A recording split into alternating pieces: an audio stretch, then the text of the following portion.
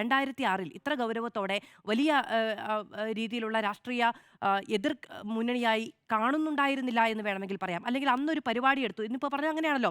അന്ന് ഒരു പരിപാടിയുമായി ബന്ധപ്പെട്ട് പങ്കെടുത്തു. ഞാനവിടെ പോയി പറഞ്ഞത് കോൺഗ്രസ് രാഷ്ട്രീയമാണ്. ഇന്നലെ മിഡ് എഡിറ്റേഴ്സിൽ ഞാൻ പറഞ്ഞല്ലോ, 2013 വി എസ് അച്യുതാനന്ദൻ തിരുവനന്തപുരത്ത് പി പരമേശ്വരന്റെ പുസ്തകവുമായി ബന്ധപ്പെട്ട പ്രകാശന വേളയിൽ എങ്ങനെയാണോ ആർ എസ് എസിനെ വിമർശിച്ചത്, ആ രീതിയിൽ ഞാൻ എൻ്റെ കോൺഗ്രസ് രാഷ്ട്രീയം പറഞ്ഞ് വിമർശിച്ചിട്ടുണ്ട് എന്ന് ഇന്നലെ ഈ ചോദ്യവും വിവാദവും ഉണ്ടായ സമയത്ത് വി ഡി സതീശന് വേണമെങ്കിൽ പറയാം.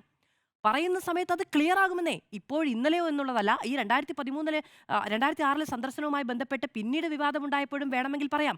ഫോട്ടോ കാണുമ്പോഴും മറന്നു പോകുന്ന രീതിയിൽ മറവിയുള്ള ഒരാളാണ് എന്ന് ഞാൻ വിചാരിക്കുന്നില്ല. അദ്ദേഹം ഓരോ ശകലങ്ങൾ ഇന്നും ബ്രത്തോൾ ബർത്തിനെയൊക്കെ എടുത്ത് ഉദ്ധരിക്കുന്നുണ്ടായിരുന്നു. അപ്പോൾ അദ്ദേഹത്തിന് ഓർമ്മയുമായി ബന്ധപ്പെട്ട പ്രശ്നങ്ങളൊന്നുമില്ല.